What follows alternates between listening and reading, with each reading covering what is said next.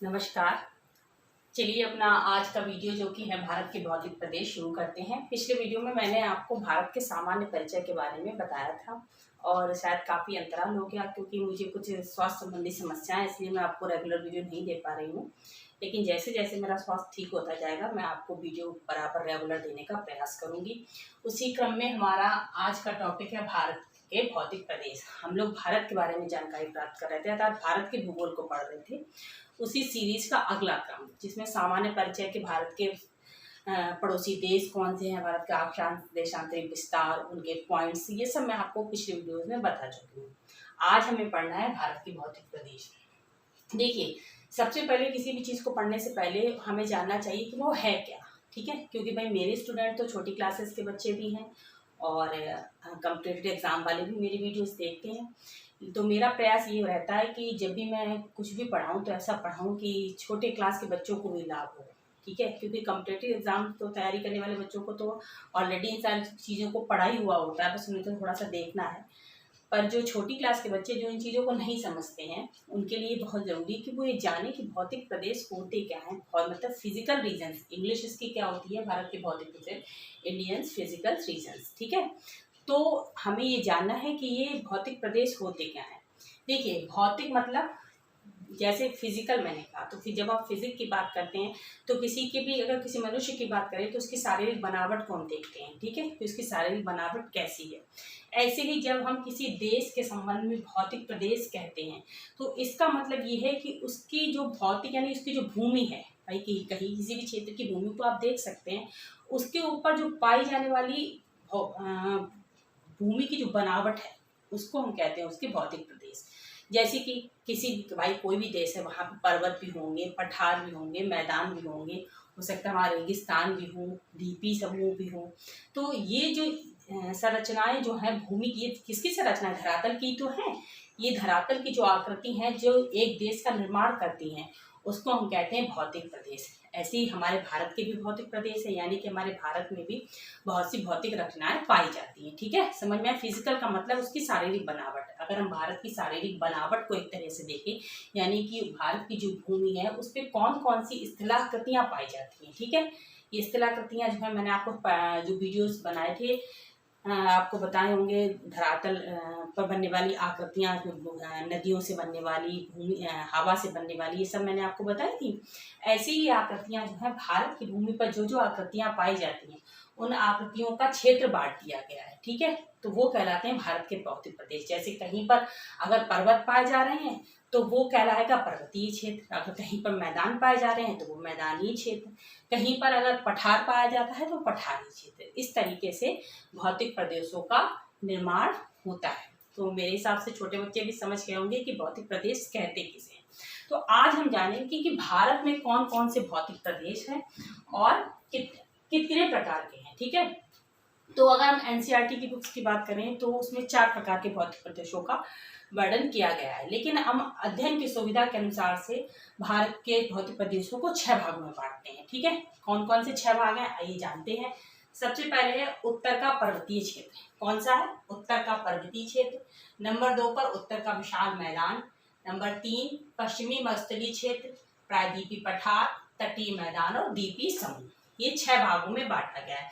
NCERT की books में क्या किया है कि उत्तर के पर्वतीय क्षेत्र और विशाल मैदान को एक साथ में दिखा दिया है। ठीक है, तो यह क्या कहते हैं, ये हो गया, ये आपके 4 भागों में फिर विभाजित। 2 भागों को जब एक भाग कर देंगे तो ये 6 भाग जो है वो 4 भागों में बन जाएंगे। ठीक है, इस बात समझ में आया। तो ये जो 6 भाग हमने अध्ययन की दृष्टि से 6 भागों में बताया। वैसे बहुत सी बुक्स में 6 भागों में भी लिखा है, कुछ भी गलत नहीं है, सिर्फ आपको पता होना चाहिए कि किस क्षेत्र में कौन सी आकृति पाई जाती है। ठीक, अब हम शुरू करते हैं अपने क्षेत्रों को। तो सबसे पहले आता है उत्तर का पर्वतीय क्षेत्र। भारत के उत्तर में हम सबको पता है कौन सा पर्वत है, हिमालय पर्वत है। तो जो हिमालय पर्वतमाला जो है, जो कि यहाँ काराकोरम से शुरू होती है, ये देखिए मैंने जो ब्लैक कलर से ऊपरी भाग उत्तर का कहा जा रहा है, यानी उत्तर दिशा। उत्तर दिशा कौन सी है, ऊपरी दिशा। भारत का ऊपर कौन सा है, ये वाली दिशा। यानी इस दिशा में देखिए मैंने ये तिरछी जो लाइनिंग ये कर रखी है ब्लैक कलर से, ये जो है ये पूरा यहाँ से यानी काराकोरम पर्वत श्रृंखला से स्टार्ट होकर तिब्बत के लास्ट में यहाँ तक इसका विस्तार है। ये क्या कहलाती है, ये कहलाती है भारत का पर्वतीय क्षेत्र यानी हिमालयी क्षेत्र। ठीक है, ये है भारत का पहला प्रदेश यानी जहाँ पर हिमालय पर्वत का विस्तार यहाँ से स्टार्ट हुआ है, इस तरीके से फैलता हुआ ये लास्ट तक यहाँ तक पहुँचा है। ठीक है, तो ये है भारत का हिमालयी क्षेत्र। ये कितने क्षेत्र, इसका क्षेत्रफल कितना है, यानी कि हिमालय का जो पर्वतीय पहाड़ है वो कितने क्षेत्र पर विस्तृत है, तो ये क्षेत्र पर विस्तृत है 5 लाख वर्ग किलोमीटर। ठीक है, इसका क्षेत्रफल कितना है, 5 लाख वर्ग किलोमीटर क्षेत्रफल पर ये पर्वत श्रृंखलाएं विस्तारित है। ठीक, समझ में आया। तो पहला क्षेत्र हमारा हो गया उत्तर का पर्वतीय क्षेत्र।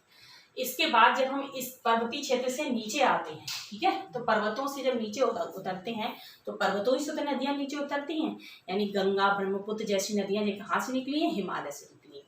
तो उसके बाद जब हम पर्वतों से नीचे आते हैं तब ये आता है मैदानी क्षेत्र। ठीक, और मैदान किससे निर्मित होते हैं, मैदान नदियों के द्वारा लाई गई मिट्टी या उनके जो निक्षेपित पदार्थ होते हैं उससे निर्मित होते हैं। ठीक, तो ये जो क्षेत्र है, देखिए जो मैंने ग्रीन कलर से ड्रॉ कर रखा है, ये है आपका मैदानी क्षेत्र। ये गंगा ब्रह्मपुत्र नदी जो है, गंगा ब्रह्मपुत्र नदी, ये जो मैंने ग्रीन कलर से ड्रॉ कर रखा, आप सबको चित्र में दिख रहा होगा, देखिए चित्र से समझिए। ठीक है, ये जो ग्रीन कलर से मैंने ड्रॉ किया हुआ है ये पूरा एरिया ये कहलाता है, यहाँ से ये गंगा ब्रह्मपुत्र, इस तरफ कौन सी नदी है, ब्रह्मपुत्र नदी, और ये गंगा और ब्रह्मपुत्र का मैदानी क्षेत्र है।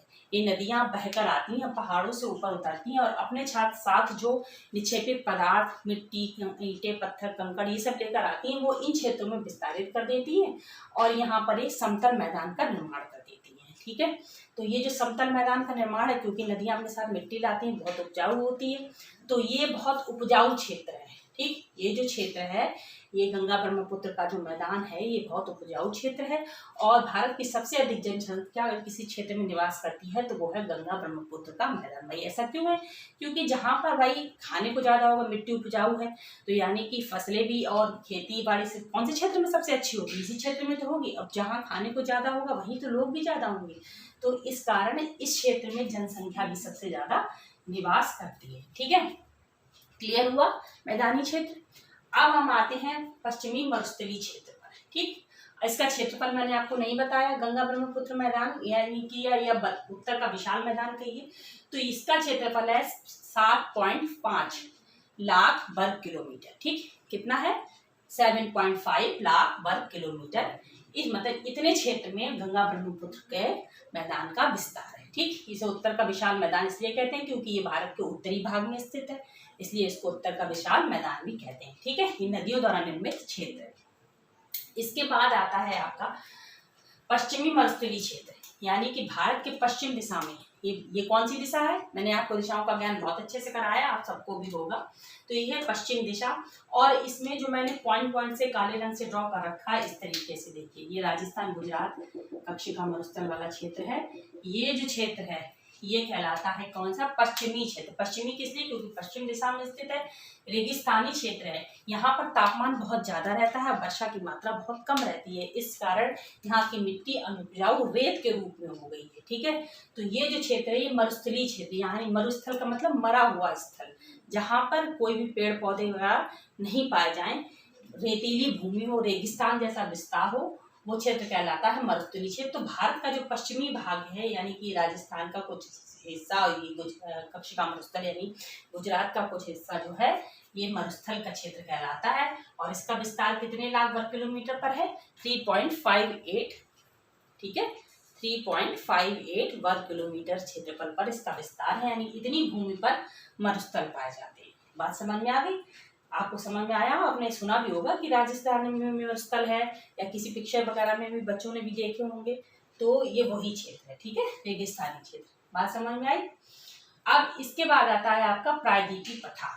अब प्रायद्वीपीय पठार कौन सा हिस्सा है, जो मैंने ये पिंक कलर से ड्रॉ कर रखा है, देखिए ये हिस्सा जो मैंने ये पिंक कलर से ड्रॉ कर रखा है ये है आपका प्रायद्वीपीय पठार। मैंने आपको प्रायद्वीप का मतलब समझाया था कि नहीं, प्रायद्वीप का मतलब क्या है कि प्रायद्वीप किसे कहते हैं कि जब किसी स्थल खंड का ऐसा भाग जो एक तिकोने के रूप में जो है समुद्र या जल के अंदर प्रवेश कर जाता है। देखिए, अब देखिए कैसे, देखिए ये जो देखिए ये तिकोने के रूप में, नीचे कौन सा सागर है, हिंद महासागर, तो ये जो भाग है ये हिंद महासागर में तिकोने के रूप में प्रवेश कर रहा है। ऐसा स्थल खंड जो एक त्रिभुज के रूप में समुद्र के अंदर प्रवेश कर जाए या जल के अंदर प्रवेश कर जाए तो उसे कहते हैं प्रायद्वीप, तो इसलिए इसको कहते हैं प्रायद्वीप। अब ये जो भाग है इसके, ये किनारे किनारे का भाग छोड़ दीजिए, बीच का भाग जो मैंने रेड कलर से ड्रॉ कर रखा है ये कहलाता है आपका प्रायद्वीपीय पठार। ठीक भाई, इसका प्रायद्वीप और इसके अंदर का भाग क्या कहलाएगा, प्रायद्वीपीय पठार। इसे क्यों कहते हैं कि पठार क्या होते हैं, मैंने आपको बताया था कि जो जो पर्वत है उससे थोड़ा कम ऊंचाई वाले और जिनका जो ऊपरी हिस्सा है वो थोड़ा सपाट हो, मतलब कि टेबल के आकार का। जैसे भाई पर्वत होंगे उनकी तो चोटियां ऐसी नुकीली टाइप की होती हैं, लेकिन पठारों में क्या होगा, ये हिस्सा नुकीला नहीं होगा, ये थोड़ा सा इस तरीके का होगा। ठीक, ये इस तरीके का हिस्सा होगा। मैं ब्लैक कलर से ड्रॉ करती हूँ ताकि आपको अच्छे से दिख जाए।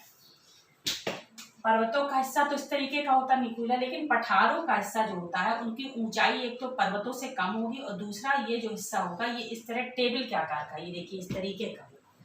तो ये जो आकार है ये कहलाता है पठार। तो भारत में पठार भी पाए जाते हैं जो कि प्रायद्वीपीय पठार। ये देखिए भारत का जो दक्षिणी हिस्सा है उसमें जो मैंने ये रेड कलर से ड्रॉ कर रखा है ये कहलाता है भारत का प्रायद्वीपीय पठार। इसका विस्तार सभी जो भूआकृतियां उनसे सबसे ज्यादा यानी 16 लाख वर्ग किलोमीटर पर इसका विस्तार है और ये त्रिभुज के आकार का है। देखिए ये त्रिभुज के आकार का है क्योंकि मैंने भी आपको बताया कि प्रायद्वीप किसे कहते हैं, भारत एक प्रायद्वीप है और प्रायद्वीप का मतलब त्रिकोणे के आकार का। जब जल में प्रवेश कर जाए, ये हिंद महासागर में प्रवेश हो रहा है त्रिकोणे के आकार का, तो इसके अंदर जो आकृति बन रही है वो भी त्रिकोणे के आकार की है, यानी कि ये जो है आपका प्रायद्वीपीय पठार ये 16 लाख वर्ग किलोमीटर पर भारत के दक्षिण में विस्तृत है। ठीक, अब एक बात ये आपको और समझने की, जो भारत है हमारा इसमें इसके मध्य में यहाँ पर एक पर्वत पाया जाता है जिसे कहते हैं विंध्याचल पर्वत। ठीक, क्या कहते हैं, विंध्याचल पर्वत। ये भारत को 2 भागों में विभाजित कर देता है, उत्तर भारत और दक्षिण भारत। तो जो ये ऊपर का भाग हो जाएगा वो उत्तर भारत और ये इस विंध्याचल के नीचे वाला भाग ये दक्षिण भारत कहलाता है। ठीक है, तो ये जो है प्रायद्वीपीय पठार जो है भारत के दक्षिणी भाग को कहते हैं। ठीक, ये बात समझ में आई, भारत के दक्षिणी भाग को प्रायद्वीपीय पठार कहते हैं। ठीक, इसके बाद आता है तटीय मैदान और द्वीपीय समूह। इनका मैंने ये जो क्षेत्रफल है वो इसलिए नहीं लिखा कि थोड़े थोड़े क्षेत्र पर पाए जाते हैं।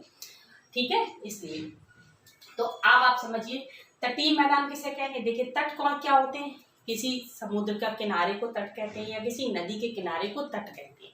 ठीक, तट या घाट आपने जो होते हैं इसे तटीय मैदान या घाटी घाट कहते हैं, पूर्वी घाट पश्चिमी घाट, तो ये जो घाट कहलाते हैं। ठीक है, आप तटीय मैदान के बारे में समझिए।